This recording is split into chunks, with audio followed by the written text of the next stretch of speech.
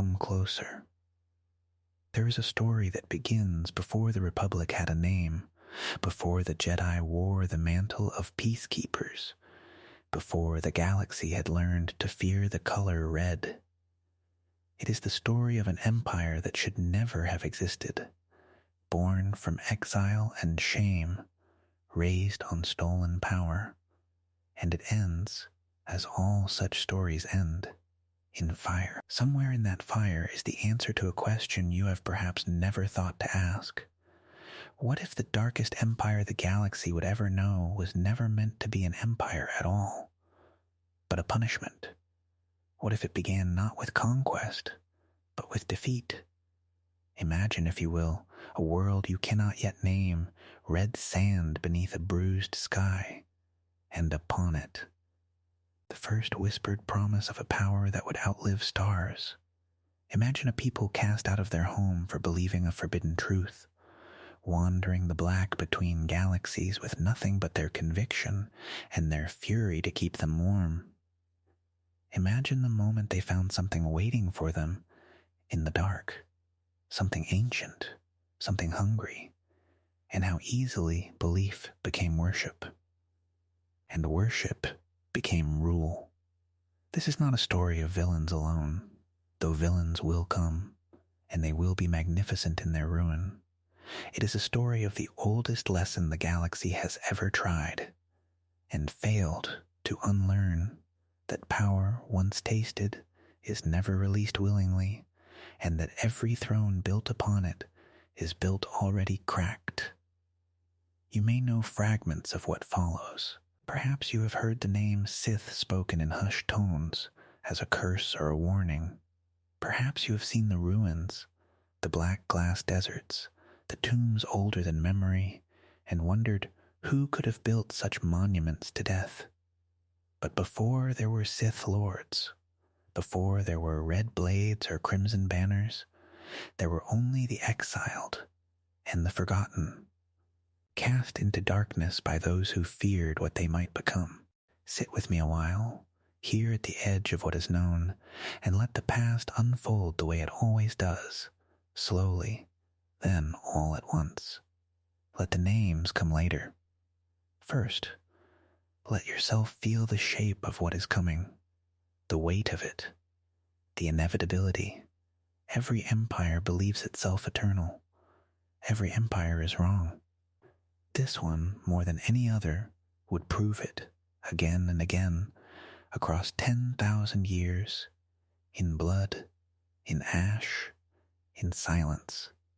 So come closer and listen, for what follows is not merely history. It is a warning wearing the mask of a story, and it begins, as all warnings do, with someone who refused to listen.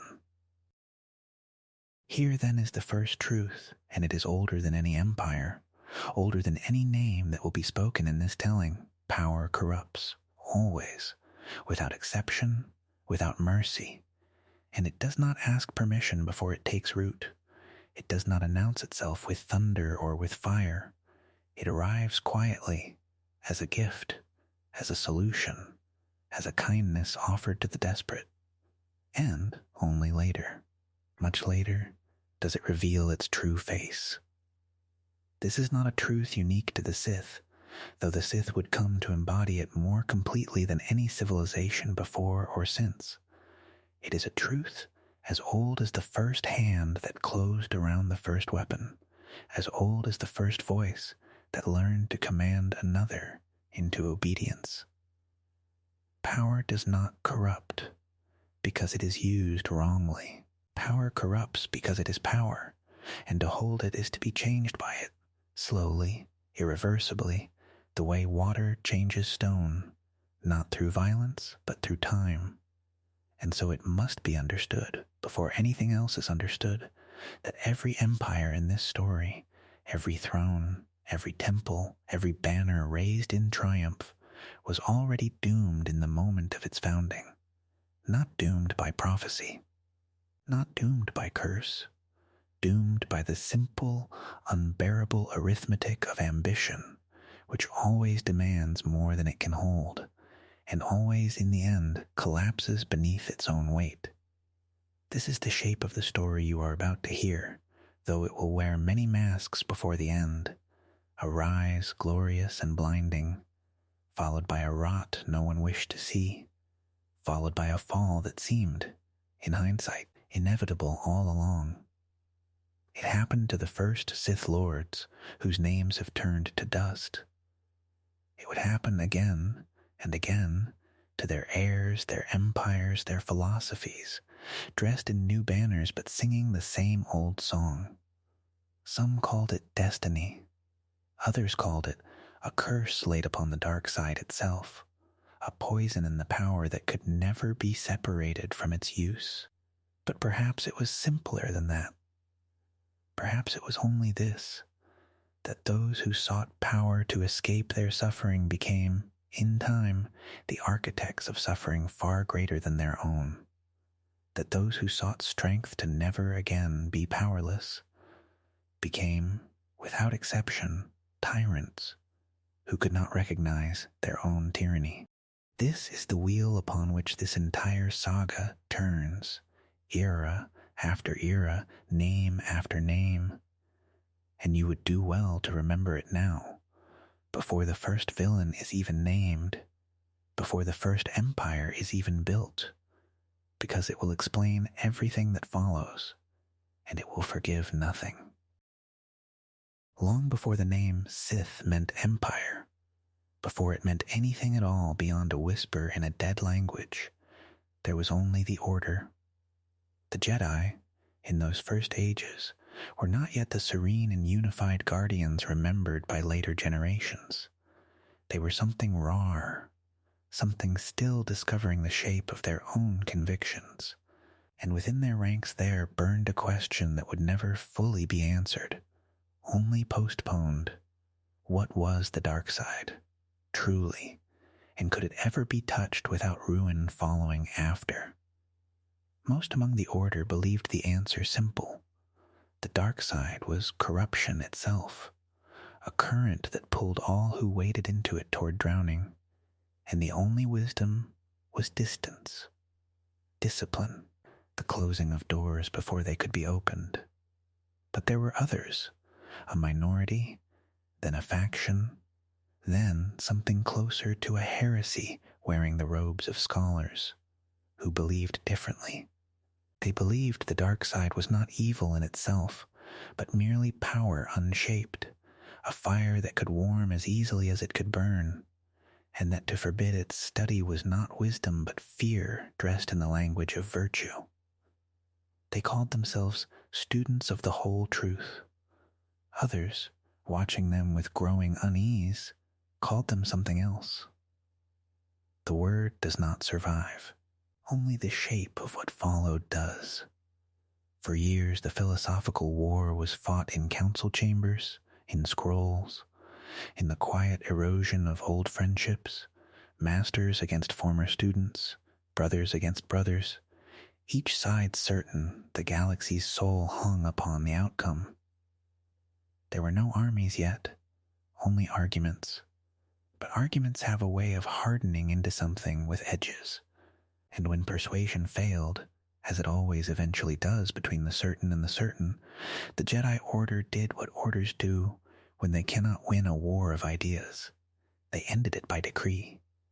The dissidents were given a choice, offered with the cold gentleness of those who believe themselves merciful.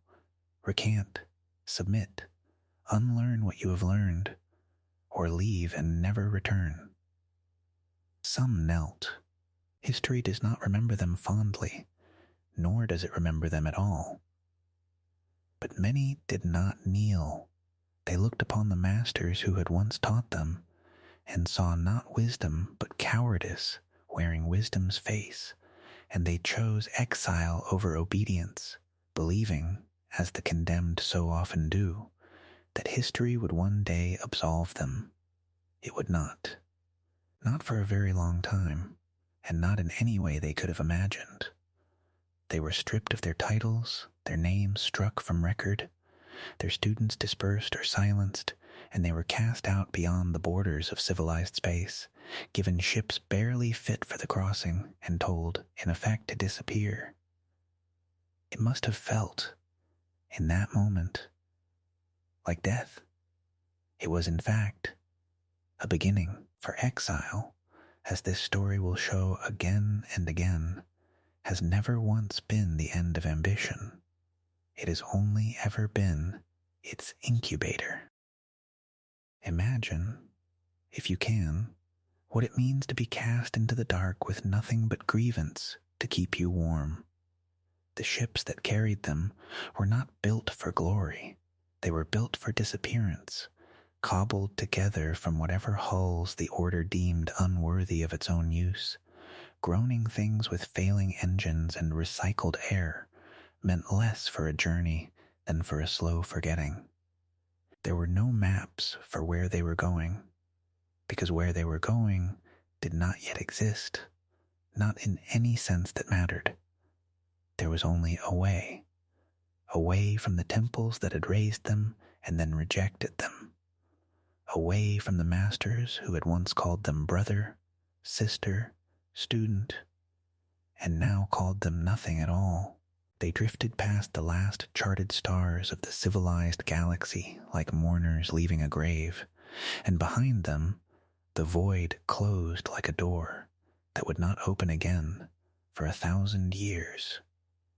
Generations were born and died within those halls, in metal corridors lit by failing lumens, and every one of them was raised on the same inheritance: pride, and the story of what had been done to their ancestors. It curdled, as pride so often does when fed only on itself and starved of everything else. It became doctrine before it became memory, and memory before it became truth, until the children of the exiled no longer remembered the particulars of the schism at all, only that they had been wronged, and that the wrong deserved answering. This is how conviction outlives its cause. This is how grievance becomes scripture. They drifted for so long that some among them wondered, in the privacy of sleepless nights, whether the order they fled had ever truly existed, or whether they were simply cursed to wander forever. A people defined only by absence, by the shape of the door that had been shut behind them. There were mutinies in the dark. There were suicides. There were, inevitably, murders, small and desperate, over food, over air, over the command of failing ships. And if there is a bitter irony worth pausing on, it is this: that a people exiled for their belief in the righteous use of power spent those long years proving, again and again, in the smallest and cruelest ways, exactly why they had been feared. They did not see it that way, of course. They rarely do. They called it survival. They called it necessity. They called it, when they were feeling generous with themselves, strength. And somewhere in that long, cold wandering, strength became the only virtue they still agreed upon, the last doctrine standing after all the others had been jettisoned to save weight, to save fuel, to save whatever was left of themselves worth saving. They were searching all that time for sanctuary. What they would find instead was something far stranger and far more binding than any home could ever be. It found them, in the end, the way most terrible destinies do, by accident, and disguised as salvation. A red star, burning low and sullen in a forgotten pocket of the outer rim, and circling it, a world the color of dried blood, its surface scarred with canyons, and its air thin with the smell of iron and ash. The exiles had no name for it yet. They would come to call it Korriban, though even that name, like everything else about them, would curdle over centuries into something heavier than it was ever meant to be. From orbit it looked like a wound. Down on the surface it felt like one too, though not the kind that kills, the kind that changes what it touches. The ships that limped into its atmosphere were dying things by then, patched and repatched, crewed by the grandchildren of the exiled, men and women who had never seen the world their ancestors had been cast out of, who knew the old philosophies only as fragments, half-remembered maxims stripped of context, worn smooth like river stones. They did not descend to Korriban seeking conquest.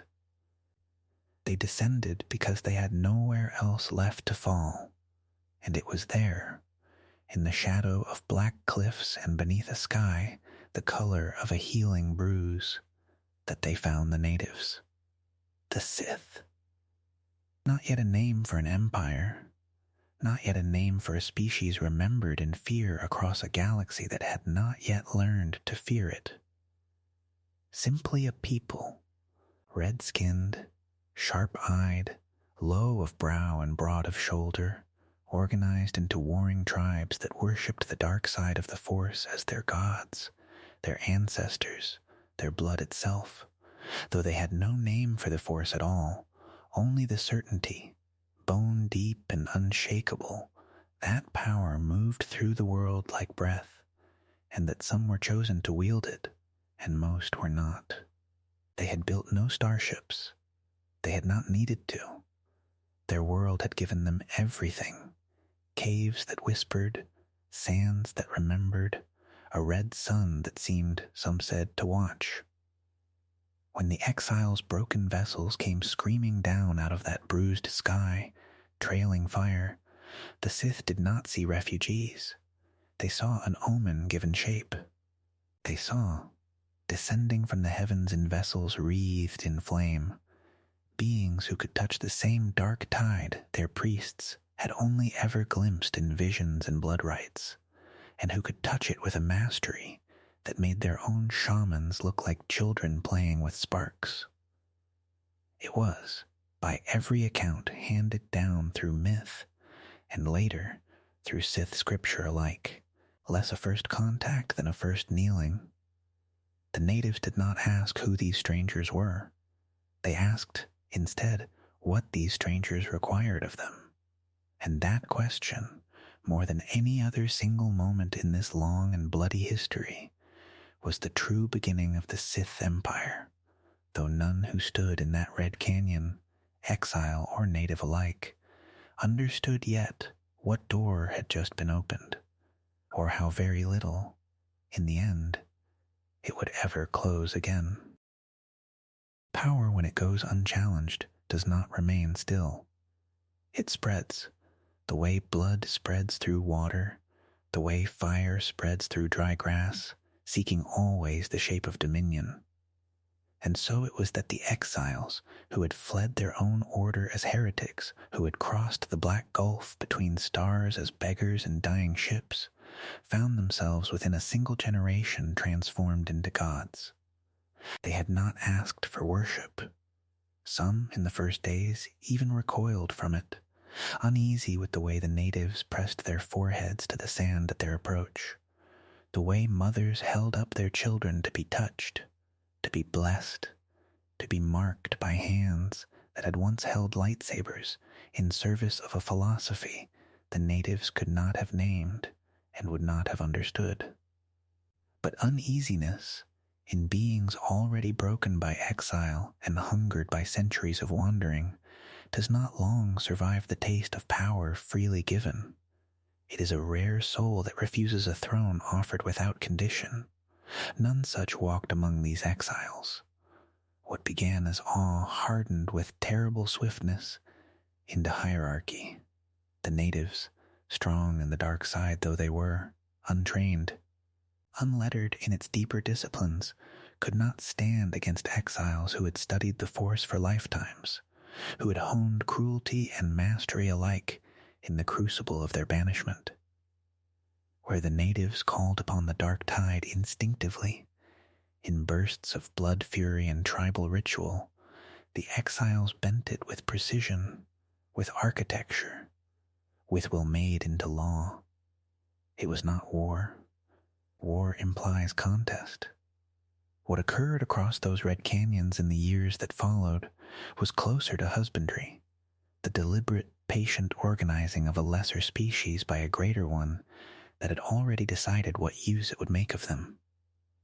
Tribes that resisted were broken, their shamans humbled before powers they could not comprehend, their chieftains made to kneel in the same sand where their ancestors had once read omens in the red dust. Tribes that submitted fared little better, only more quietly. Slavery, when it wears the mask of worship, does not feel to its victims the way slavery is supposed to feel. The native Sith did not believe themselves conquered.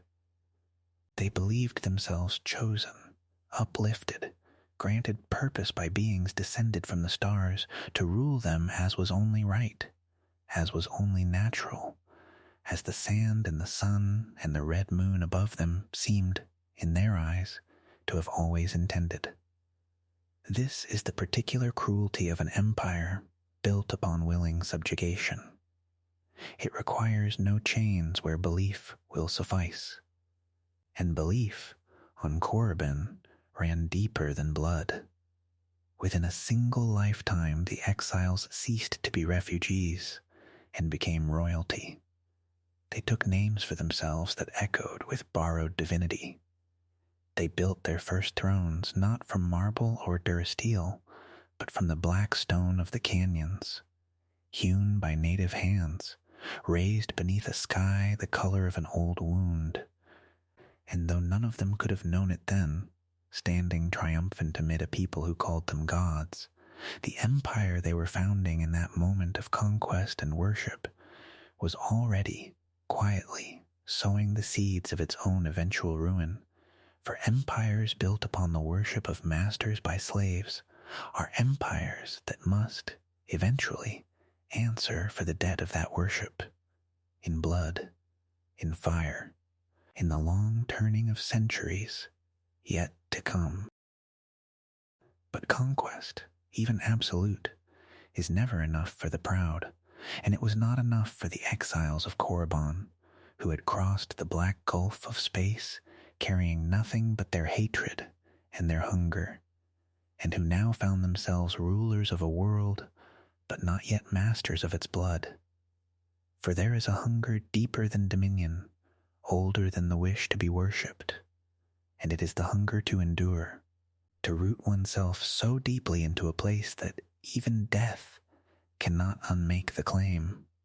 And so, in the shadowed years that followed the first conquest, the exiles did what conquerors have always done to the conquered, when chains alone will not hold them across generations. They mingled with them. They took native Sith as consorts, as concubines, as brides bound in ceremonies half remembered from a lost Jedi liturgy, and half invented from the blood rites of their new subjects. And from this union, unplanned by any council, unsanctioned by any order, there emerged something that had never before existed in the galaxy. A new people, neither fully the descendants of the old Jedi who had walked temple halls beneath distant suns, nor fully the primitive dark-worshipping natives who had first knelt in the red dust before them, but something forged between the two, something that carried in its blood both the raw, untutored power of Korriban and the ancient, disciplined cunning of the Jedi who had fallen from grace to claim it. They called themselves, in time, simply Sith, taking the name of the very people their ancestors had conquered, as though to wear the identity of the enslaved was itself a final, silent act of dominion, a claiming so complete that even the name of the conquered became the inheritance of the conqueror.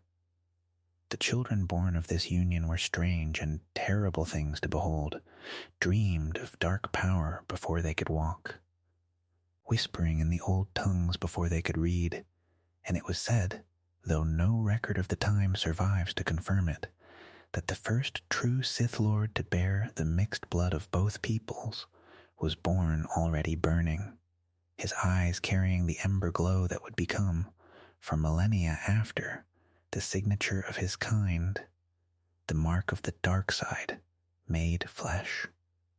Culture followed blood, as it always does. Temples rose from the red stone, not to any god of mercy or balance, but to conquest itself, to strength, to the dead who had earned, through their cruelty and cunning, the right to be remembered.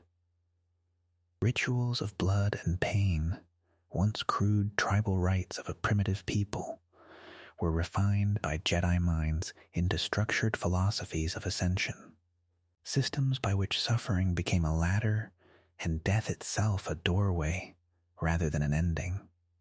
What had been an accidental empire born of shipwrecked exiles and desperate survival hardened now into something with purpose, with doctrine, with a civilization's terrible clarity of self.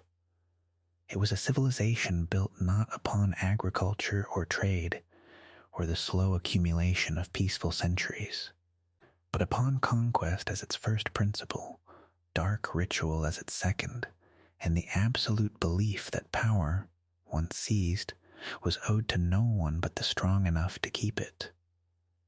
And though the descendants of the exiles told themselves this was destiny, was uplift, was the natural order of the strong ruling the weak, the truth, unspoken even in their own hearts, was simpler and colder still.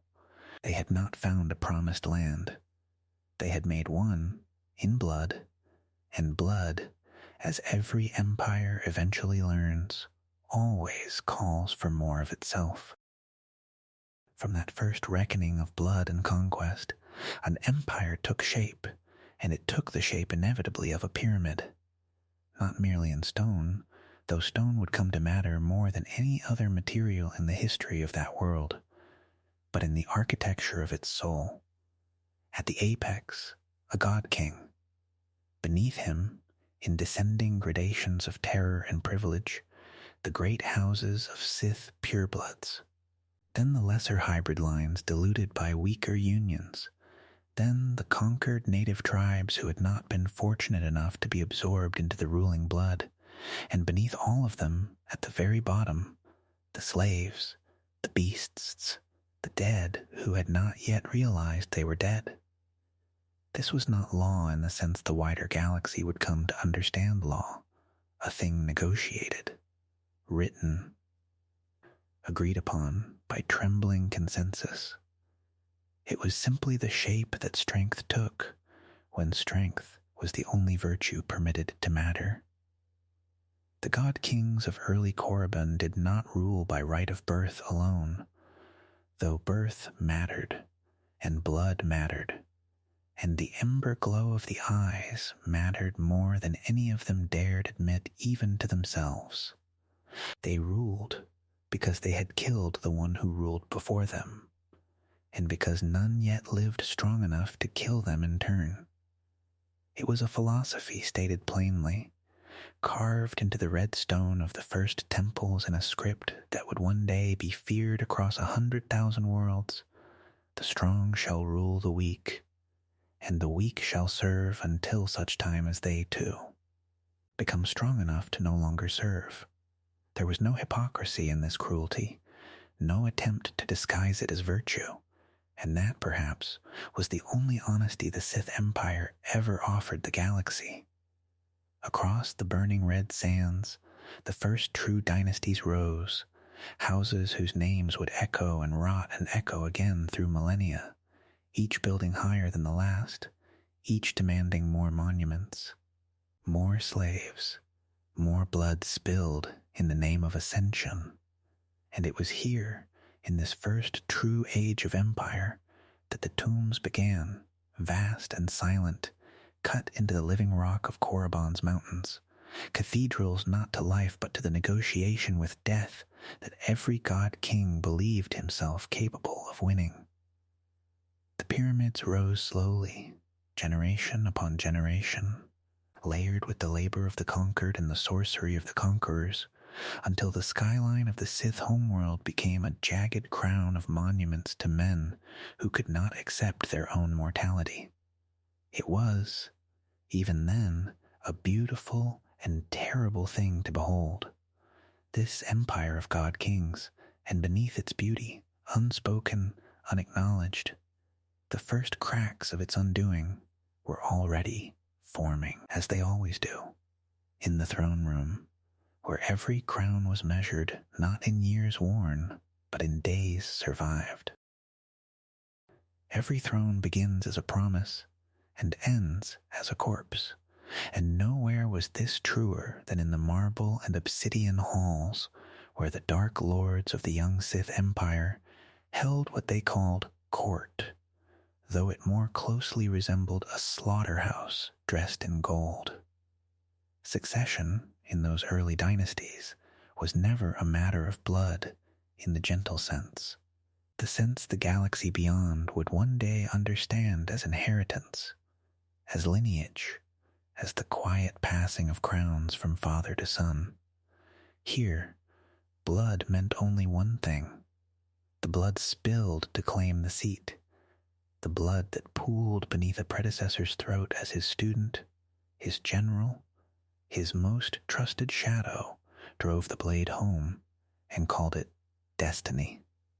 It became, within a handful of generations, not aberration but liturgy, a sacrament repeated so often that the priests of Korriban etched its logic into the temple walls beside the older doctrines of strength and weakness, as though murder itself had become scripture.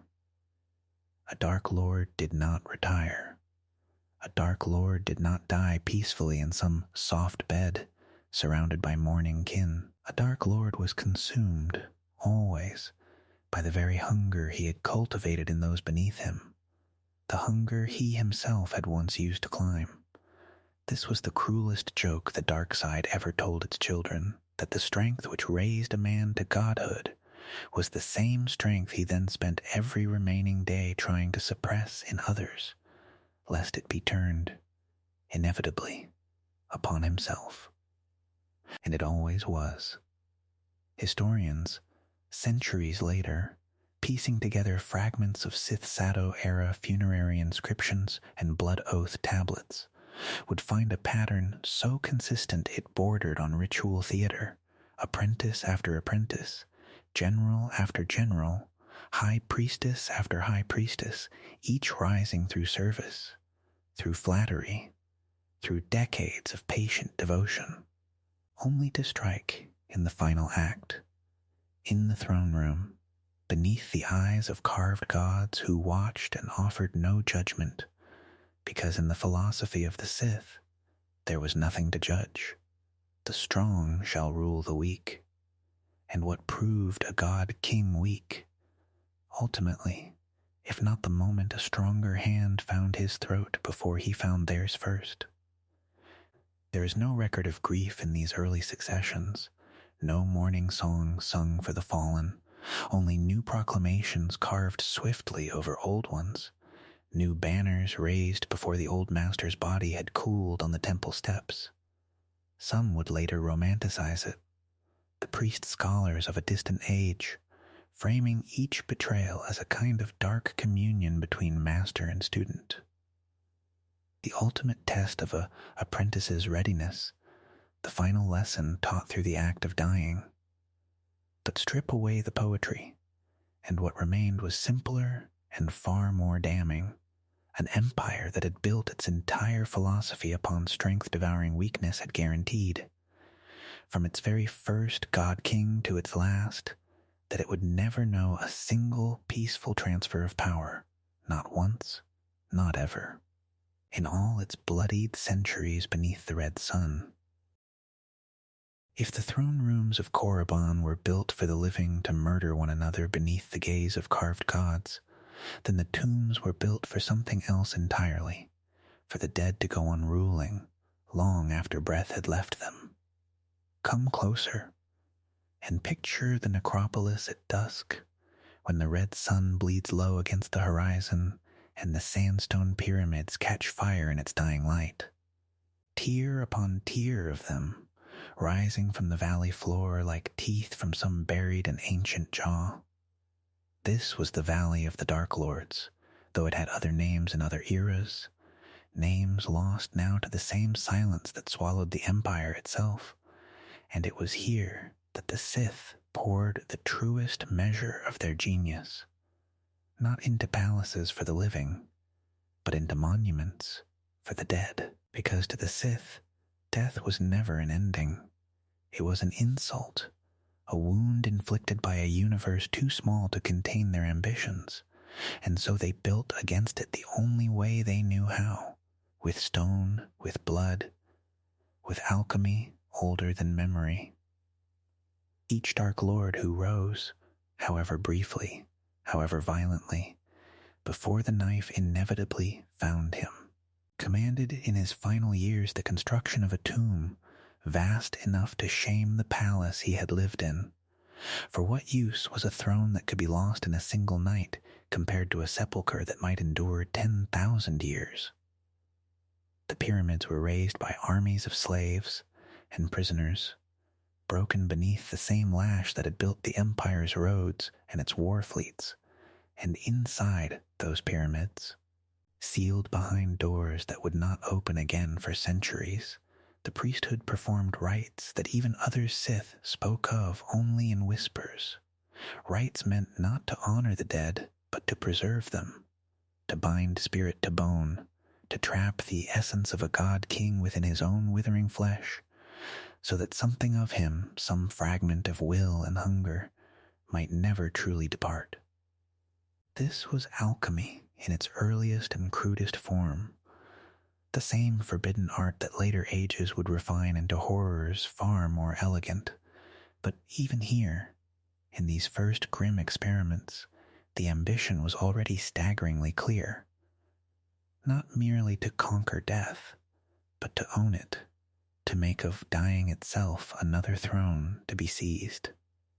Sarcophagi were carved not in the likeness of peaceful rest, but of eternal vigilance, eyes open, hands gripping ceremonial blades, faces frozen in expressions that were not quite serenity and not quite rage, something in between, something patient.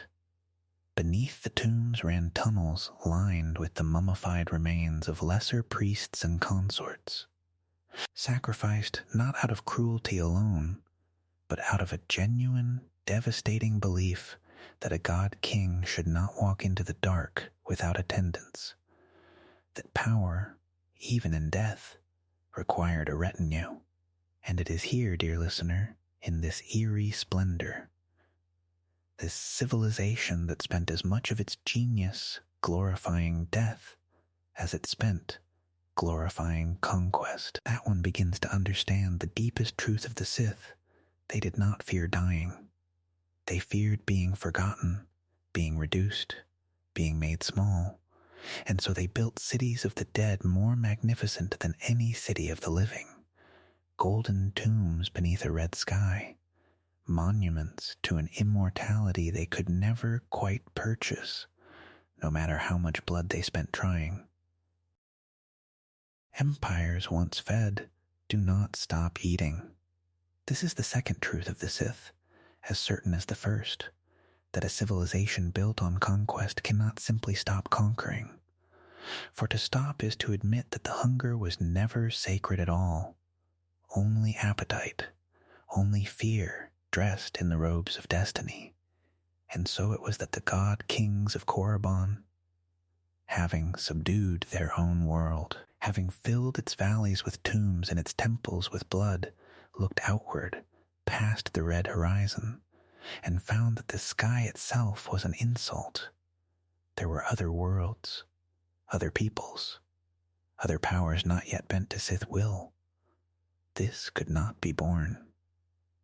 What began as a single crimson world orbiting a dying sun became, within a handful of generations, the seed of an empire that stretched across a pocket of the outer rim, so remote, so unremarked upon, that the wider galaxy did not yet know to be afraid.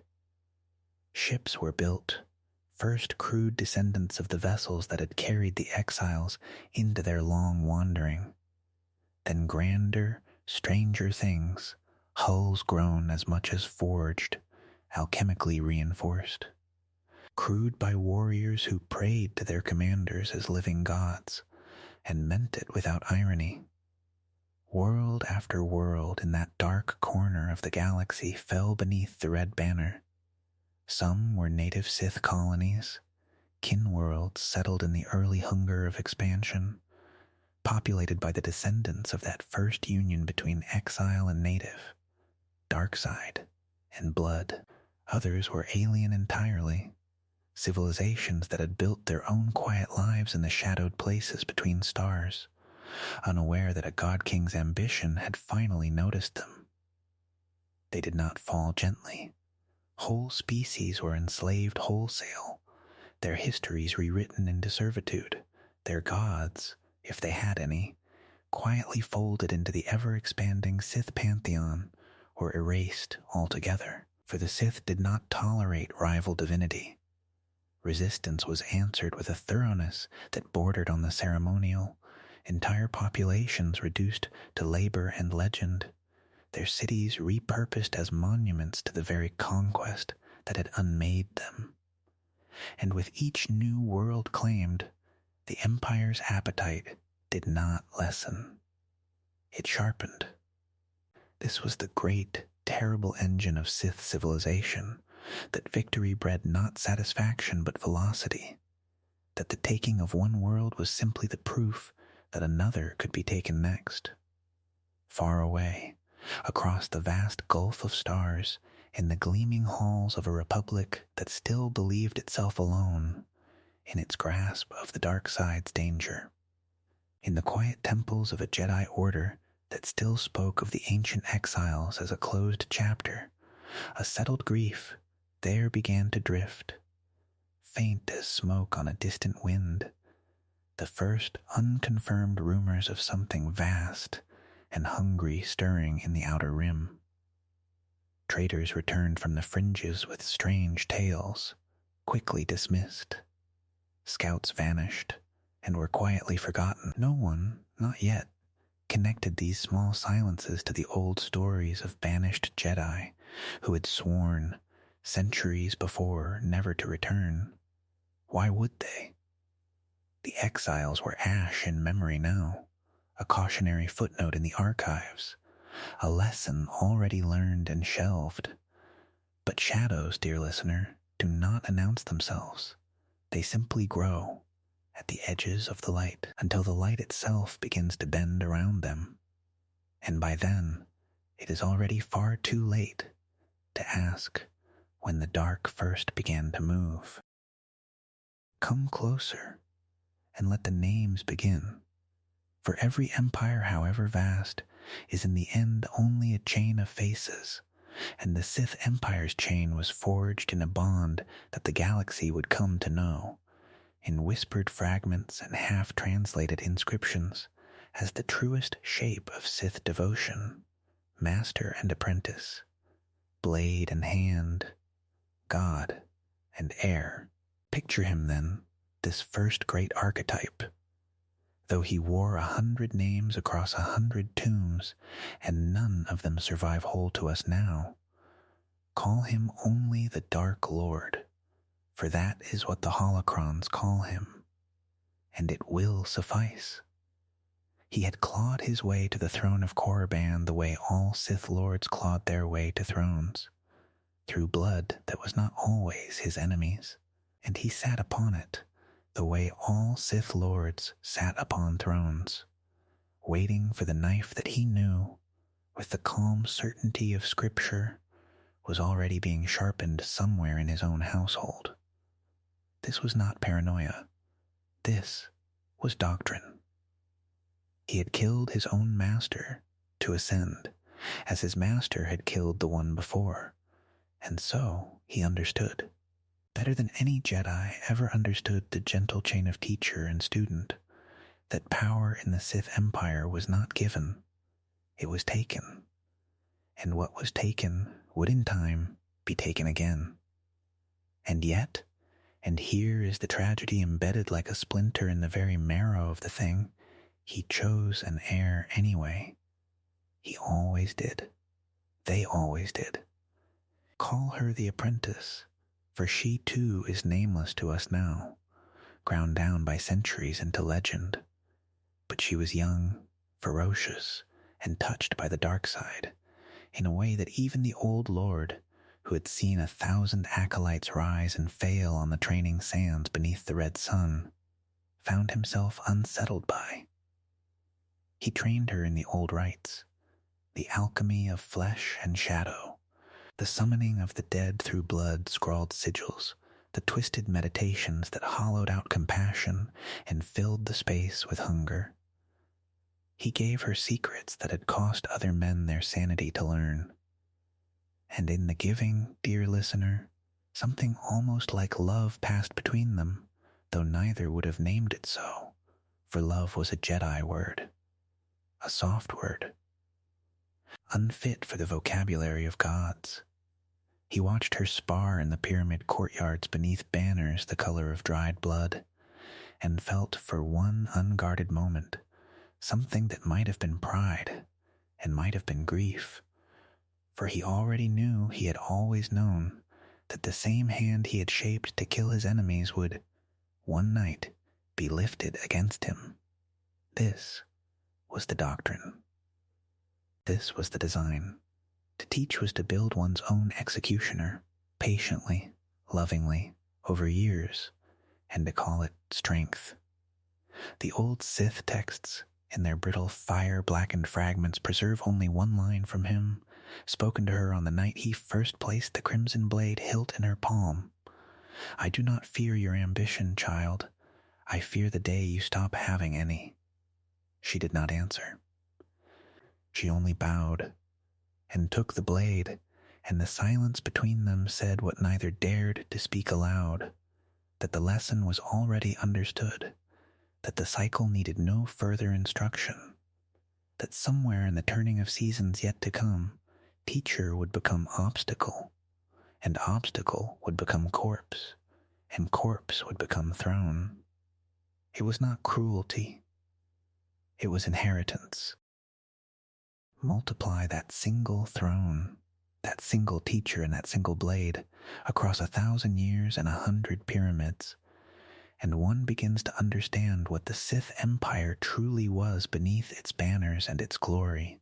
Not a nation, but a wound that never closed, reopened, generation after generation, by the very hands, sworn to heal it. For if one master must fall to one apprentice, then beneath him a dozen lesser lords were doing the same to their own students, and beneath them 100 lesser courtiers, and beneath them 1,000 nameless acolytes, each rung of the ladder soaked in the same patient poison, each ascension purchased with the same coin of blood. The history of the early Sith Empire, when it is told at all, is rarely told as a history of conquest. It is told as a history of murder, murder so constant, so ritualized, so expected, that it ceased to be scandal and became liturgy. The Dark Lord did not simply rule, he survived, day by day, breath by breath, in a court where every advisor calculated the hour of his death, as a farmer calculates the season of harvest. Poison became a language spoken fluently in every corridor of black marble. Poison in wine, poison in incense, poison worked subtly into the ink of treaties, so that a signature alone might kill. Where poison failed, blades succeeded, and where blades failed, the dark side itself was turned inward, curses and force chokes, and whispered rituals traded across banquet tables like pleasantries, so that a smile in a Sith court was rarely anything but a mask stretched over calculation. Entire dynasties rose and were extinguished within a single lifetime. Their god-kings remembered only by the tombs they never finished building. Their heirs strangled in cradles by uncles, cousins, or the very Sith masters entrusted with their education. It is said that of the first 40 Dark Lords of Korriban, only 3 died of age, and even those 3 were rumored, in the end, to have been assisted quietly into the grave by patient hands that had simply waited long enough. This was not chaos, though it wore chaos's face. It was, in its own terrible way, order, the only order the Sith ever truly trusted. The brutal arithmetic that whoever sat the throne must, by definition, be strong enough to have taken it, and whoever could not defend it did not deserve to keep it. Compassion, in such a court, was not virtue. It was vulnerability, and vulnerability was death. And so the Empire built itself higher and higher upon a foundation that could never stop trembling. Magnificent temples raised over catacombs of betrayal, glittering conquests won by warlords, who would be assassinated within the decade by the very generals they had promoted. The galaxy beyond Korriban's red sun knew nothing yet of this order devouring itself in the dark, this civilization whose might was real, and whose foundations were rotted through with the same ambition that had built it. The Sith would call it strength. History would come, in time, to call it something closer to a slow, ornate suicide, an empire so devoted to the doctrine of betrayal that it never learned, across 1,000 years, how to trust even itself. Far from the red sands of Korriban, in a galaxy that had no name yet for the shadow gathering in its outer rim, another order was building something it believed would last forever. The Galactic Republic, young and luminous and utterly convinced of its own permanence, spread its light across 1,000 worlds, and at its heart stood the Jedi, keepers of a peace they had never truly been tested to defend. They did not know the word Sith. They did not know that the brothers and sisters they had, cast out generations before, had not perished quietly in the void, as everyone had assumed, as everyone had wanted to believe, but had instead found a red world and a red god, and had built upon it something monstrous and magnificent in equal measure. The exile had been convenient to forget. It is always easier to believe that what we banish simply ceases to exist, that darkness sent away is darkness destroyed, rather than to reckon with the possibility that it might be out there still, growing, changing, waiting. The Jedi Council, in its marble chamber high above Coruscant's endless towers, spoke often of balance, of vigilance, of the dark side as an ever-present temptation to be guarded against in the individual heart, but rarely, if ever, did they speak of it as a civilization, an empire, a people with armies and emperors and 1,000 years of unbroken cruelty behind them. This was not entirely their failure. How could they have known? The galaxy was vast beyond reckoning, and the exiles had fled so far so long ago into stars no Republic vessel had ever charted. And yet there was, beneath the Order's serene confidence, something that history would later name for what it was: complacency, dressed in the robes of wisdom. The Jedi had grown comfortable in their peace. They meditated in gardens of still water and spoke of the Force as a gentle river, and few among them asked what furious tributary might be carving its way through some distant forgotten dark. Younglings were trained, masters aged into serenity. Wars, when they came, were small, contained, quickly resolved, skirmishes of ego and greed among Republic worlds. Not the collision of two entire philosophies of power. It was, in its own way, a golden age, though no one living within it thought to call it that, for golden ages are only ever named afterward, in mourning, by those who survive to see them end. The Order believed its purpose was to safeguard peace and justice across the galaxy. It did not yet understand that peace, unchallenged for too long, calcifies into something closer to blindness. Holocrons were filled with teachings on restraint, on serenity, on the danger of attachment and fear, and yet nowhere among those ancient records was there a warning that read simply, "They are still out there, and they have not forgotten what you did to them." Perhaps some part of the Order sensed it anyway, the way one senses a storm before the sky is darkened, a pressure in the air, a stillness that does not belong. There were Jedi in those years who spoke of dreams they could not explain, visions of red sand and black temples, dismissed as nightmares, as nothing, as the ordinary static of a galaxy so wide that no mind could hope to hear all of it. But dreams in this galaxy were rarely nothing, and somewhere beyond the border of everything the Republic knew, an empire built on conquest and betrayal was growing hungry, was beginning to look outward, was beginning, after centuries of devouring itself, to remember that there was a much larger galaxy still to devour.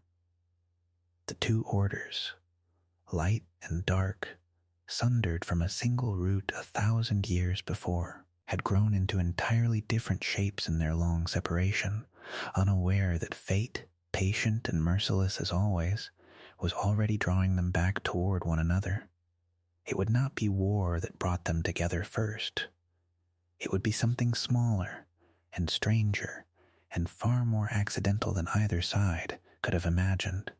A single wandering ship, lost in the dark, about to stumble into a discovery that would end one age and begin another. The ship was called the Ill-Fated Prospect, though no one aboard her thought to remark upon the omen of her own name, and perhaps that, too, was fitting, for the galaxy has never once whispered its warnings loudly enough for the doomed to hear them. She was a Republic exploratory vessel, crewed by a handful of hyperspace prospectors and a small contingent of Jedi sent along, as was custom, to chart the wild currents of the Outer Rim and to guard against whatever unnamed dangers the void might hold. They had not gone looking for an empire. They had gone looking for new trade routes, for asteroid fields rich with ore, for the small, mundane treasures that fill the ledgers of a republic grown fat and comfortable in its long peace. Their hyperspace route was imprecise, their charts incomplete, and somewhere in the black between stars, a miscalculation, so small it would have meant nothing anywhere else, sent them tumbling out of the safe lanes and into a region of space that did not appear on any Republic map, because no Republic mapmaker had ever dared or thought to draw it. And there, hanging silent and terrible against a curtain of unfamiliar stars, they found it. Not a ruin, not a memory, an empire, whole and breathing, its ships dark and jagged as the ships of exiled ancestors 900 years dead, its world below wreathed in a red haze that some among the crew would later swear, in whispered testimony, looked like blood seen through a veil. The Jedi aboard felt it before the sensors confirmed anything at all, a wrongness pressing against their minds like a hand against a wound, an old and terrible cold that some of them recognized, in some buried ancestral place, though none of them could have said from where. They had found the dark side, not as a temptation, not as a single fallen soul to be pitied and redeemed, but as a civilization, ancient and vast and utterly convinced of its own righteousness, staring back at them across the gulf of centuries with the calm, hungry patience of something that has been waiting a very long time to be found. There was no battle that day. There need not have been. It was enough, simply, that they had seen one another. The Republic ship fled, as it was bound to, carrying its impossible discovery back toward the light like a plague sample sealed too carelessly in glass, and the Sith, for their part, did not pursue. Not yet, for even an empire built on hunger knows the value of patience when the prey has wandered so unexpectedly, so improbably, into its grasp. On Coruscant, in the hushed marble halls of the Jedi Council, the reports were met first with disbelief, then with a dread that settled over the order like ash after a fire not yet seen. The old exiles had not perished in the dark, as history had so comfortably assumed. They had endured. They had multiplied. They had built, in the silence of the galaxy's forgotten edges, an empire vast enough to rival the Republic itself, and they had done it in secret for 900 years, while the light had slept in its golden age, dreaming only of its own permanence. Somewhere in the council chamber, an old master was heard to say, quietly, to no one in particular, that history does not forgive the arrogance of assuming a wound has healed simply because it can no longer be seen.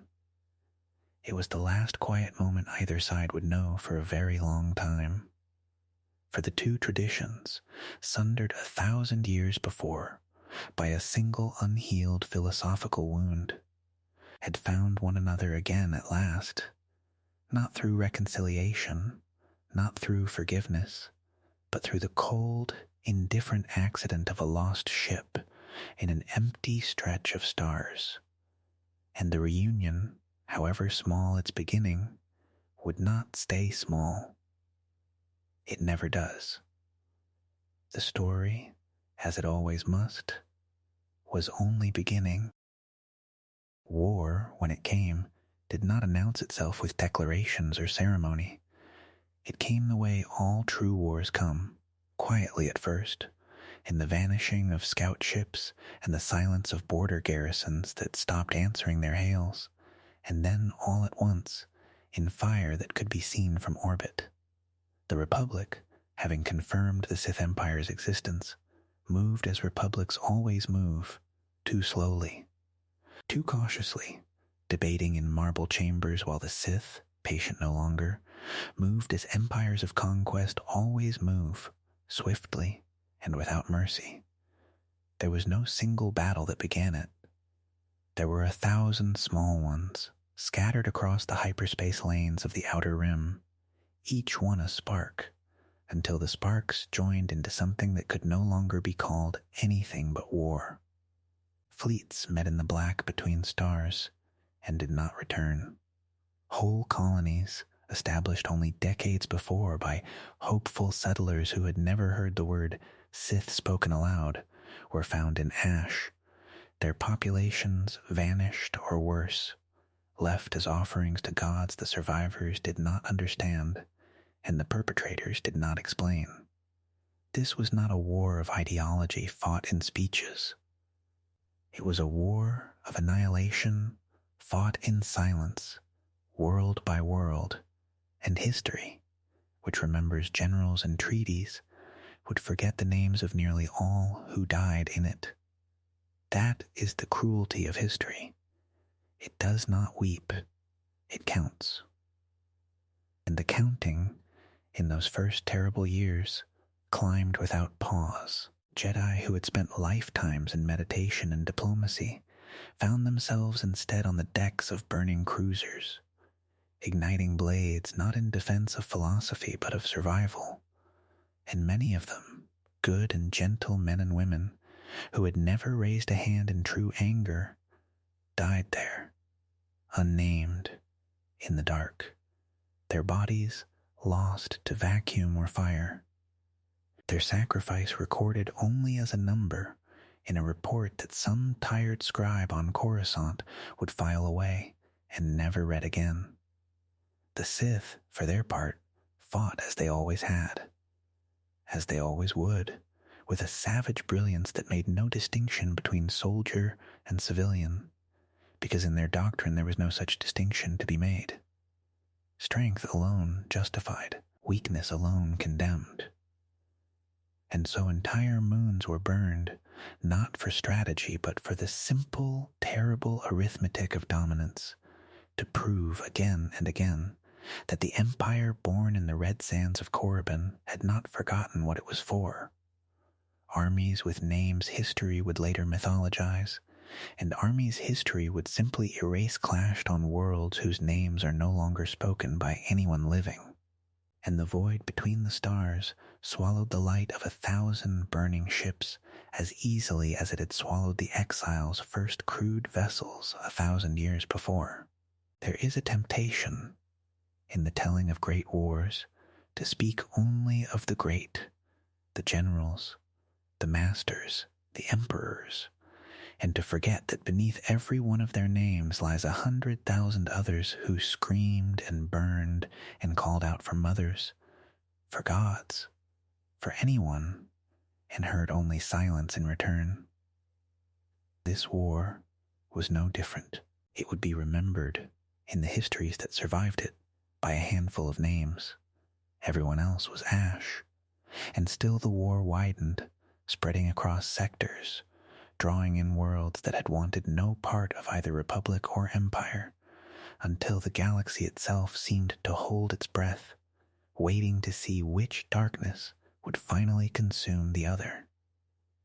But somewhere, at the heart of it all, in a chamber lit by the cold red light of Korriban's ever-burning altars, one throne still sat, and one dark lord still ruled from it, unaware that the war he had unleashed to prove his empire's eternal strength was already, in its very success, sowing the seeds of the empire's undoing. That is the way of empires. That is the way it has always been.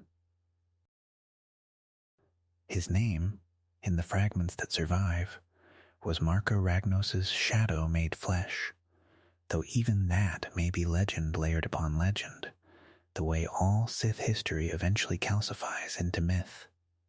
Call him what the old holocrons call him, the Deathless One. Though he was not deathless, none of them ever were, only patient enough and cruel enough to outlast their rivals a little longer than most. He had ruled for 60 years, an unfathomable span in a court where sons murdered fathers before their beards had fully grown, and in that span he had built the Empire's war machine, had bled 1,000 worlds into submission, had sat upon his throne of black stone and watched holograms of burning cities with the flat, contented gaze of a man reviewing a ledger. He believed, as they all believed, that his strength had purchased him permanence. He was wrong. He was always going to be wrong. That is the first truth, and it does not bend for even the mightiest of names. His apprentice's name is better remembered, because betrayal photographs more vividly than loyalty ever does. She had knelt before him for 11 years, had killed for him, had buried 3 siblings he ordered slain, simply to test her resolve, and she had told herself, in the silence of her private meditations, that this was love, that devotion and terror were the same coin, merely spent in different currencies. On the night the war reached its cruelest hour, when word came that a Republic fleet had broken through the Denon line and was burning toward the Empire's inner worlds, the Dark Lord summoned her to his chamber. He was old by then, his power a furnace banked low, and perhaps he saw in her eyes what he had once seen in his own masters, decades before, in the moment just before the killing stroke. "You have grown strong," he said. It was not praise, it was recognition of an ending. "Strong enough," she answered, and that was all the conversation the moment required, because in the Sith tongue, in the grammar of thrones and blades, nothing more needed saying. She did not weep, she did not hesitate. The lightsaber crossed the space between them faster than grief could arrive to stop it, and the Deathless One died as every Dark Lord dies, alone mid-sentence, his final thought unfinished and forever unknowable. Outside, the war did not pause to mourn him. Fleets kept burning, worlds kept falling. The galaxy, indifferent as ever, simply noted that the throne had changed hands again, as it always had, as it always would, and moved on toward whatever catastrophe waited next. But this death was different, though none who witnessed it understood why in that instant. This was not merely another turn of the wheel. This was the moment the wheel itself began to crack. She sat the throne for 11 days before the first challenger came for her blood, and in that arithmetic alone, the galaxy might have read the Empire's obituary, had anyone still been watching who cared to read it. The apprentice who had killed the Deathless One did not have his patience, his decades of banked cruelty, his slow architecture of terror. She had only the reflexes that had kept her alive long enough to end him, and reflexes, however honed, do not build empires. They only delay their falling. The Republic offensive at the Denon Line did not stop to acknowledge the change in Sith leadership. Why would it? To the soldiers dying in the mud and fire of that world, one Dark Master was much the same as another, a shadow behind the guns. The line broke within the month. It did not break because the new Dark Lord was weak, though perhaps she was, in ways the histories are too proud to record. It broke because the empire beneath her had already been rotted through, gutted from within by a century of poisoned wine and knives in dark corridors, so that when the Republic finally pressed hard enough, there was nothing left to press against but hollow ceremony and old fear. The war did not end so much as it simply stopped mattering. Sith fleets that had once moved as a single terrible will begin to scatter into a dozen wills, a dozen claimants, a dozen lesser lords, each declaring themselves the rightful heir to a throne that was, by then, built on ash rather than stone. Some turned their blades on the Republic still, in desperate, glorious, doomed battles that bought nothing but time and grief. Others turned their blades on each other, because old habits, especially murderous ones, do not die simply because the house is burning. Korriban itself, the Red World, the First World, the cradle of gods mistaken for gods, went dark for a generation, its temples silent, its tombs looted by its own descendants in the scramble for relics of power that might yet turn the tide. There was no single surrender, no treaty signed beneath a banner, no formal laying down of arms in some cold marble hall. There was only attrition and exhaustion and the slow, terrible realization, spreading through what remained of the Sith like frost across a dying field, that the empire their ancestors had carved from red sand and stolen blood was simply, quietly coming apart. The apprentice who had killed her master to inherit an empire discovered, in the wreckage, that she had inherited instead a corpse still twitching with the memory of life. Historians of later ages would call this the long silence, though there was nothing silent about it at the time, only fire and screaming, and the particular grief of watching something vast and terrible die by inches rather than all at once. And beneath all of it, unspoken, unrecorded, was the oldest lesson the Sith had ever refused to learn, that an empire built on the murder of one's own is an empire that has already signed its death warrant long before any outside enemy arrives to collect the debt. There is always one who remains, not the strongest, not the most beloved, not even the most cunning, simply the one who does not die when everyone around them does. and who is left, afterward, to hold together the shape of something that no longer wishes to be whole. In the ashes of that first great collapse, when the god kings of Korriban had devoured one another down to gristle, and the Republic's fleets withdrew not in victory, but in the sheer exhaustion of having nothing left to burn, there was a lesser lord, a name that history would blur and rename a dozen times, as it always does with survivors, as though survival itself were a kind of crime unworthy of remembrance. He had been no one's chosen heir. He had been, for most of his life, exactly the sort of man the Sith Empire had been built to discard, too cautious to seize a throne, too patient to poison a rival, too quiet to be noticed by the butchers who rose and fell around him like tides.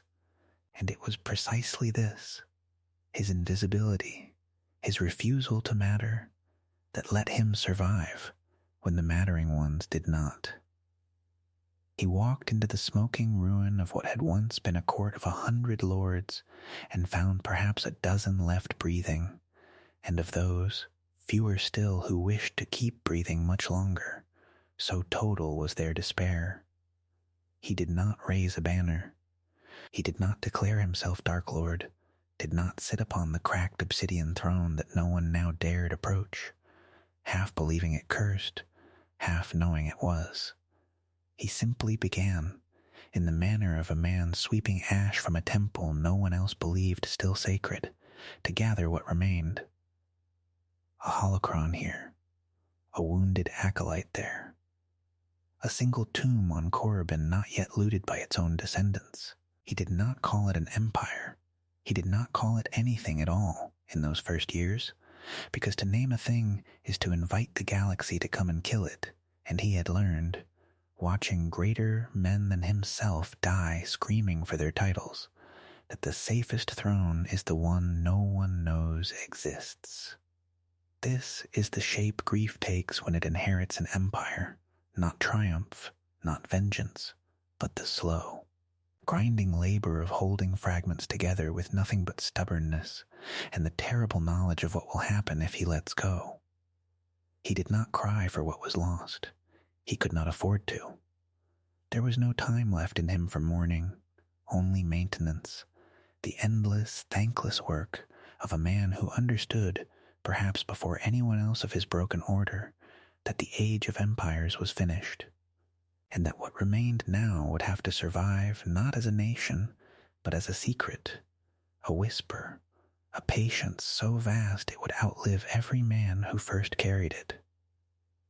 He did not know it yet, standing in the dust of Korriban with a handful of the faithful and the dying, but he was laying the first stone of something that would take 1,000 years to finish building. The cycle, ever hungry, was already turning beneath his feet. Centuries do not pass gently for the broken. They grind, and so it was for what remained of the Sith in the long dark that followed the Empire's collapse, not an age of glory, but an age of erosion, in which the survivors learned, slowly and at terrible cost, that an empire of armies could die in a single afternoon, but an empire of ideas could be killed only one mind at a time, and even then, never completely. The nameless lord who had gathered the ashes did not live to see the doctrine finished. He died as all men do, forgotten by history and unmourned by galaxies, but not before he had taught 2 apprentices the shape of patience, and they taught others, and those others taught more, until the teaching itself became a lineage older and stranger than any bloodline of flesh. The armies were gone. The armies would not return for a very long time. What replaced them was smaller and quieter, and in its way far more dangerous. Covens hidden in the bones of dead moons, cults wearing the masks of merchant guilds, philosophies smuggled inside holy texts and children's lullabies, waiting to be remembered generations after the mouths that first spoke them had turned to dust. The Sith learned to vanish. They learned that a shadow cast wide across a galaxy is easily seen and easily burned, but a shadow folded small enough to fit inside a single house, a single family, a single unbroken thought passed from master to student in candlelit silence, that shadow can survive anything. Korriban itself grew quiet in these centuries, its once teeming temples left to sand and wind, its statues eroding under suns that no longer cared who they had once been carved to honor. Pilgrims came rarely, and when they did, they came in secret, kneeling before tombs whose occupants' names had been deliberately allowed to fade, because a legend without a name cannot be hunted, cannot be studied, cannot be killed. This was the great and terrible innovation of the long exile, that survival itself could be a kind of doctrine, that hiding was not shame but strategy, that a wound left to heal in darkness might, given centuries enough, become a blade sharper than anything forged in the Empire's proudest age. Holocrons were buried instead of displayed. Bloodlines married quietly into unremarkable outer rim houses, seeding patience into families who would not understand, for 10 generations or more, what slept inside their inheritance.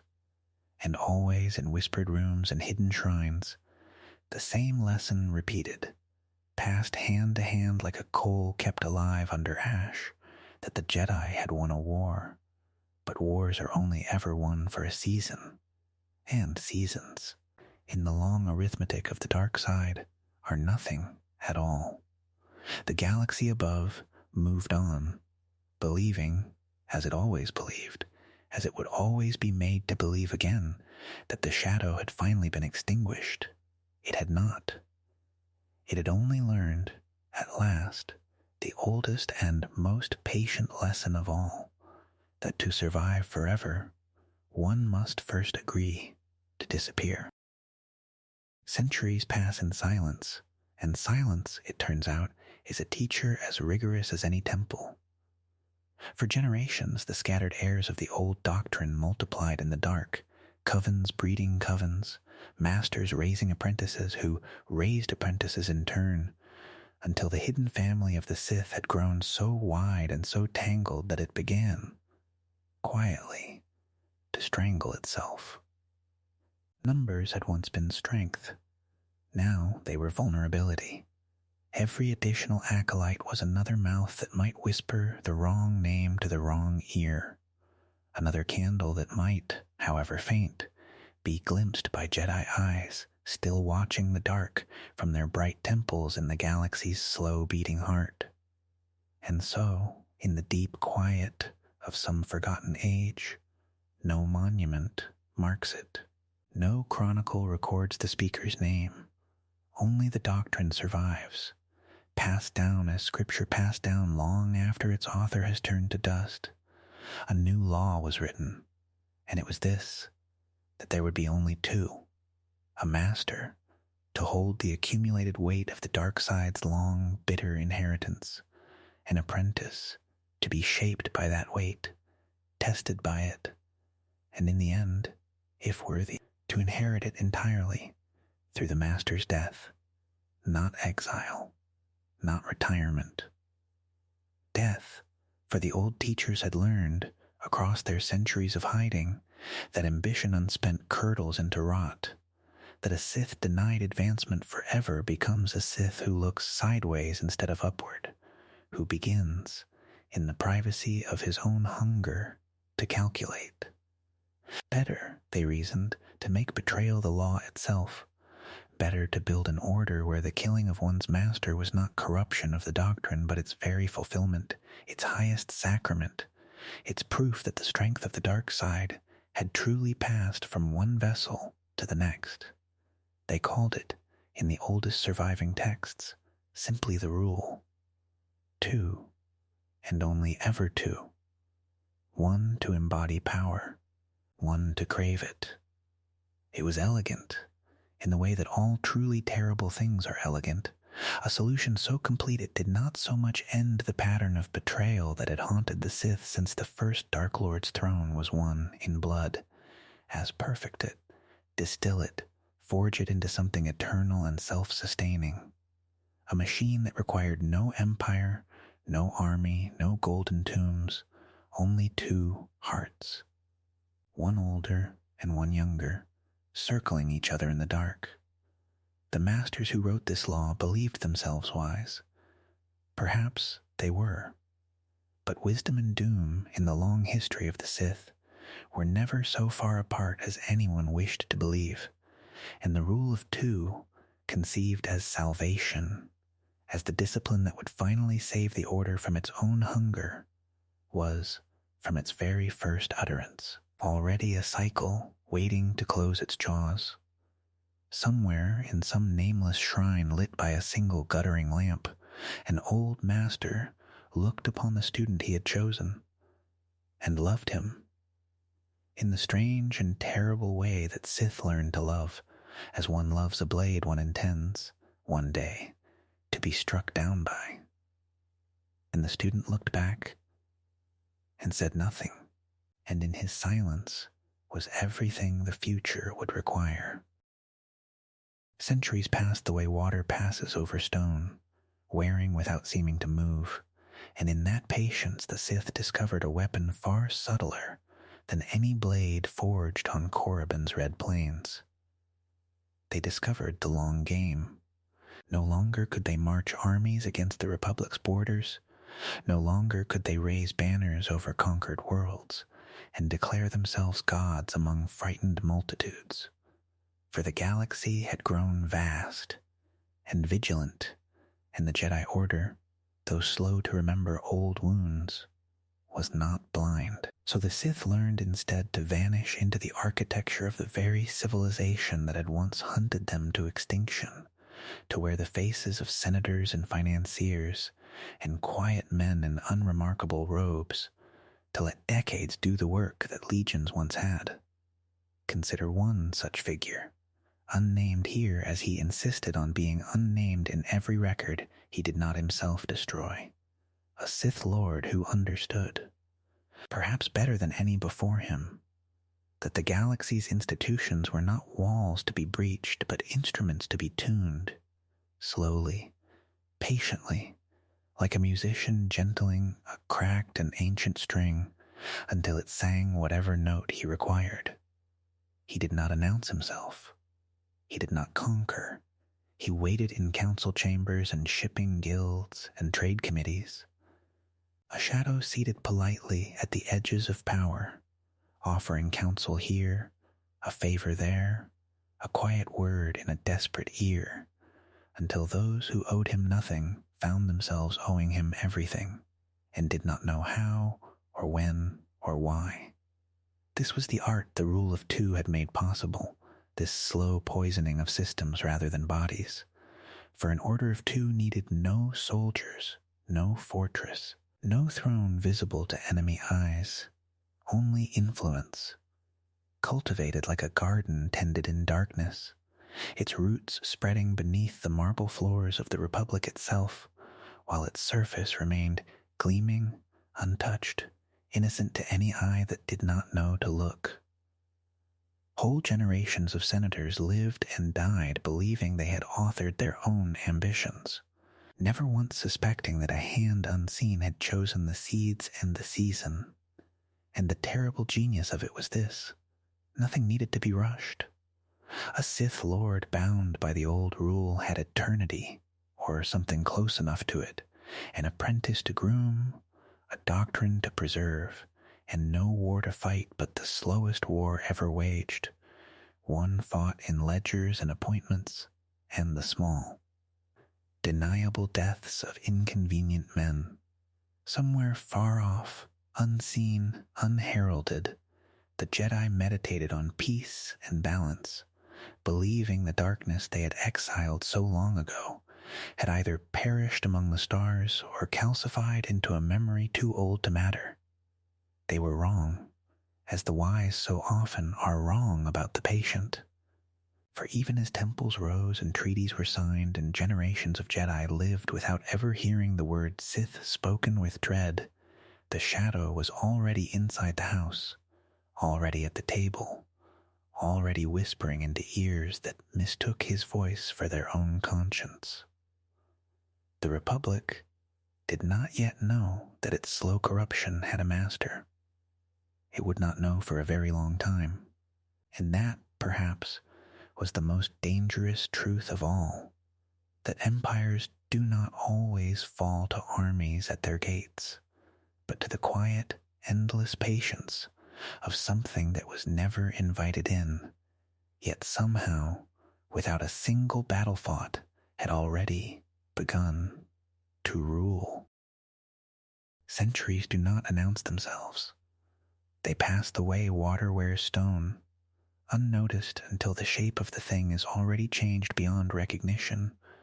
And so it was that the Sith, in their long and patient exile, ceased to feel like an ending and began to feel, instead, like a beginning no one had yet perceived. Masters died. Apprentices rose to take their place, killing to earn what could not be given, and in dying passed on not just power, but hunger, refined generation after generation like wine left to darken in a cellar no one remembered building. Each Sith Lord left behind holocrons sealed in shadowed vaults, journals written in ciphers only the initiated could parse, tombs disguised as ruins so that even should the curious stumble upon them, they would find only dust and silence and the faint, inexplicable sense of being watched. And always, in the old prophecies whispered between master and apprentice in the dead of night, there was mention of one who would come, not merely powerful, but absolute, a vessel through which the dark side itself might finally walk unshackled among the stars. The Sith called it the culmination. Some called it the chosen. Others, older and more cautious, called it only the storm. For storms do not ask permission before they break, and the greatest of them are felt long before they are seen, in the stillness of the air, in the way animals go silent, in the way even the confident grow afraid without knowing why. Across the galaxy, small and seemingly unrelated omens accumulated like sediment, a Jedi master waking from meditation with no memory of what he saw, only the taste of ash in his mouth. A senator found dead in a locked room, his final words scrawled in a language no scholar could translate. Though two Sith adepts recognized it instantly as an older dialect of their own scripture, younglings on remote worlds reporting dreams of a red sun rising over a black temple none of them had ever seen, dreams that matched, detail for detail, across systems too distant to have shared them by any means the Jedi could explain. The Order, when it noticed it all, filed such things away as anomalies, curiosities, the strange dreaming of a galaxy too vast to fully understand. It did not yet have a name to put to the dread. It did not yet know that dread was, in fact, warranted. Meanwhile, in chambers lit only by red-tinged crystal and the cold light of dying stars, Sith masters spoke to their apprentices of destiny in tones reserved for prayer. The blood remembers what the mind forgets. One such master was recorded as saying, in a fragment later recovered from a shattered holocron, its meaning debated for millennia after. Another simply wrote, in a private journal never meant to be found, "We are the seed." Somewhere, the tree is already growing. It was not madness, though it read like it. It was certainty, the terrible, patient certainty of those who have measured time not in years, but in centuries, and who understand that the storm they have been building need not arrive in their own lifetime to be theirs. Somewhere in that long unraveling thread of masters and apprentices, of murders and inheritances, of prophecies half understood and rituals fully believed. A single true convergence was already being prepared, though none yet living could have named it, or the boy, for it would in time be a boy around whom it would finally close. Come then, and look upon the boy, though he was not yet known as anything more than a name in a ledger, a face among many, a child born in circumstance so unremarkable that no herald announced him, no star burned brighter on the night of his birth. That is the cruelty of prophecy. It does not select for glory. It selects for hunger. Somewhere in the galaxy's teeming billions, a child was found, or found himself, possessed of a gift so vast it could not be taught, only recognized the way one recognizes fire by the shape of what it consumes. He was not raised in marble halls, nor cradled in ancient doctrine.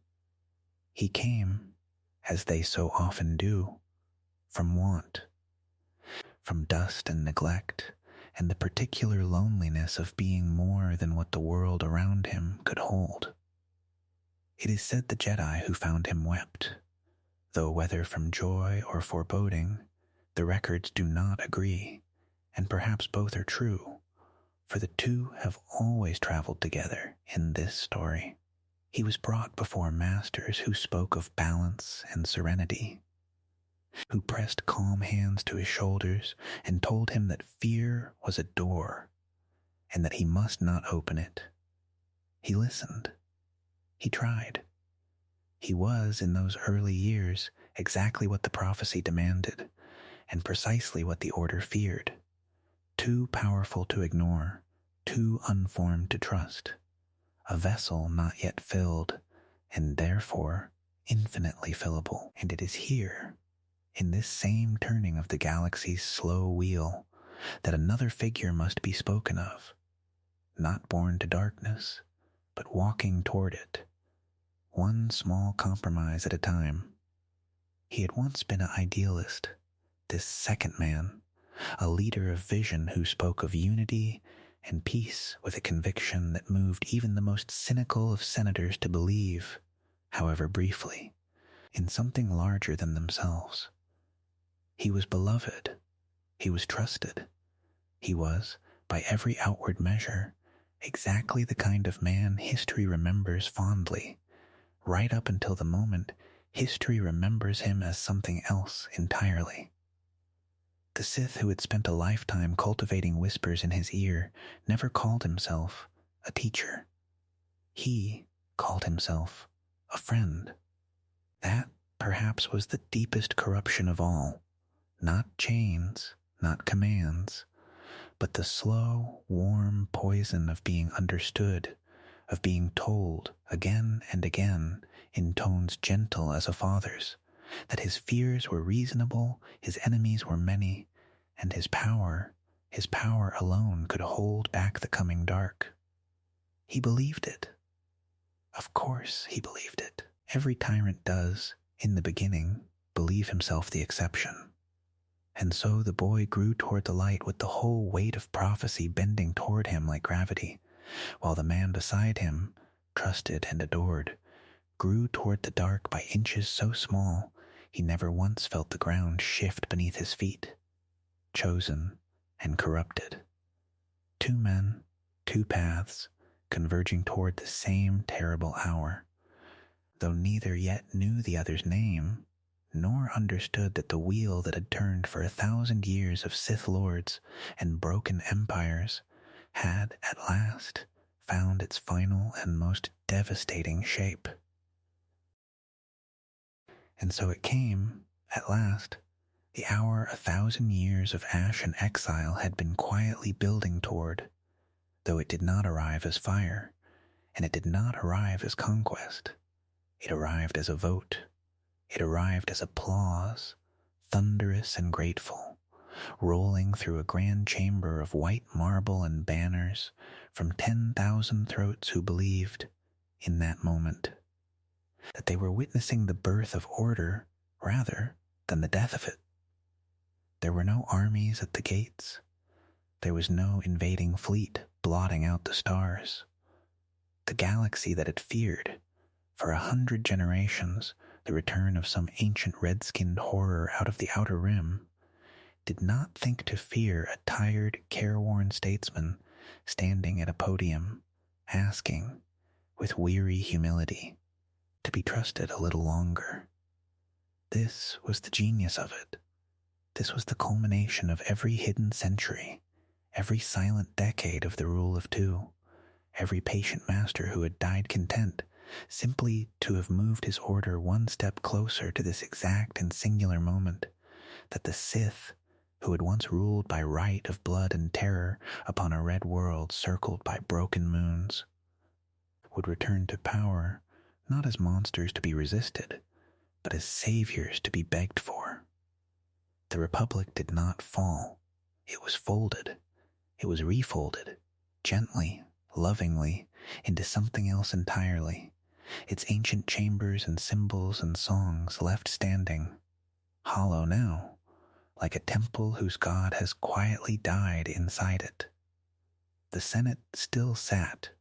The Jedi still walked the halls in their robes of muted color, still spoke of balance and peace, unaware, or perhaps only unwilling to admit, that the war they had long dreaded had already been fought and lost, not on some blazing battlefield, but across decades of small kindnesses, small concessions, small comforts offered to a frightened populace by a man they trusted like a father. When the transformation was finally named aloud, when the word empire was spoken for the first time in that gleaming chamber to thunderous, relieved ovation, it did not sound like doom. It sounded like safety. It sounded like the end of fear. This, too, was the oldest trick the dark side had ever taught its children, that tyranny wears its softest voice in the moment just before the chains are fastened. Far below the surface of celebration, in chambers no senator would ever see, the truth was already being carved into new foundations, that the Sith had not merely returned. They had won so completely that they no longer needed to hide behind red sands or broken moons or ancient tombs. They wore the faces of law now. They wore the language of peace. And somewhere within that vast new architecture of quiet dominion, a boy once promised to bring balance stood in the wreckage of everything he had loved, discovering, far too late, that prophecy and tragedy had always been the same shape, wearing different names. The cycle had not been broken. It had simply, finally, perfected itself. Consider, then, what had truly been won and what had truly been lost, for both were the same event, wearing different masks. Look back across the long river of centuries you have just traveled, and you will see it is not a river at all, but a wheel, turning, always turning, dragging the same shapes up out of the dark and back down into it again. Exiles fled into the void and found gods among red sand. Gods became kings, and kings became corpses in golden tombs. Empires rose on the backs of slaves and were devoured by their own sons before the mortar had dried. Dark lords who called themselves eternal were unmade by apprentices they had raised with their own hands, and those apprentices, in turn, wore the crown only long enough to feel its weight before someone younger, hungrier, more patient took it from their throats. Every triumph you have witnessed in this telling was already a eulogy. Every coronation was already a countdown. This is the first truth again, dressed now in the memory of everything that followed it.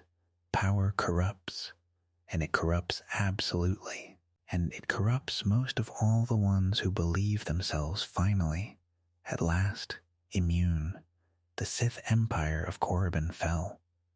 The Sith Order that survived it, hidden in exile, endured 1,000 years of silence to become something smaller, sharper, more patient, and it too was built on betrayal. The rule of two itself nothing more than institutionalized murder, a doctrine that promised strength through treachery and delivered exactly what it promised. And now, in this final age, in this bright chamber of applause and relief, the wheel has turned all the way around, and what stands in the center of it is not a red-skinned god king upon an alien throne, but a senate on its feet, cheering for its own chains. Do you see it now? Do you see how the shape never changes, only the language used to disguise it? An empire is not built in a moment of thunder and lightning. It is built in 1,000 small surrenders, 1,000 quiet fears traded for 1,000 false comforts, until one morning the people wake, and the thing they feared most is the thing they begged for. The Sith did not need armies this time. They did not need to burn a single world. They needed only patience and grief and a tired galaxy willing to trade its freedom for the illusion of safety. This is how the cycle continues, not through spectacle, but through exhaustion, not through conquest, but through consent. Somewhere far beneath the marble and the ovation, old ghosts stirred in their tombs and felt, at last, avenged. Somewhere within a boy who had been promised he would bring balance, something ancient and patient smiled through his borrowed grief, for it had found at last a vessel worthy of its hunger. The empire being born in that chamber was not new. It was only the latest name for something that had never truly died, not on Korriban, not in exile, not in the long dark centuries of hiding. An idea older than any single Sith Lord, older than the Jedi who first cast their brothers into the stars to punish them for wanting more. And ideas, unlike men, do not perish so easily. They wait. They wear new faces. They call themselves safety, or order, or peace. And they wait for the next empire to grow arrogant enough to believe it has finally broken the pattern. It never has. It never will. The cycle continues, dear listener, because it was never a wheel turned by fate alone. It is turned, always, by hands that reach for power, believing themselves the exception to every lesson that came before them. And so the story does not end here. It only pauses the way all such stories pause, in that terrible hush between the final ovation and the first scream that follows it. Come closer, one last time. The fire has burned low, and the hour grows late, and somewhere beyond this small circle of light the galaxy turns on, indifferent to the telling of its own history. You have sat with me through empires and ashes, through gods mistaken for men, and men who mistook themselves for gods, through mentors who loved their apprentices, and apprentices who loved the blade more. You have watched a wheel turn, again and again, dressed in different colors each time it passed. Crimson banners, black temples, golden thrones, hidden shrines beneath dead worlds. And you have perhaps asked yourself, somewhere in the telling, whether it was ever truly different at all. It was not. That is the first truth, and the last one. The same truth wearing the patience of a teacher who has said it so many times he no longer expects to be believed. Power corrupts. Not sometimes. Not usually. Always. And every empire built upon it is an empire built already dying. However long the dying takes, however beautiful the tomb it leaves behind. This is not a story about the Sith alone, though it wore their name and their scars for the telling of it. It is a story about the shape all such stories take, the golden age that forgets it was born of blood, the throne that forgets it was built on a grave, the child who is told he is chosen and believes it, and the old man who once believed the same and became the very thing the child will one day be told to destroy. You have heard this before. You will hear it again, in other names, in other centuries, in other mouths, speaking around other fires, because the lesson does not end when the story does. It only waits, the way all patient things wait, for someone new to forget it. And perhaps that someone will be you. Perhaps not. That is not for the storyteller to say. I have only walked you through the ruins, dear listener, and shown you the bones beneath the marble, and asked nothing of you but to remember what the fire looked like before it went out. So take this with you when you leave this circle of light. Every empire believes itself the last chapter.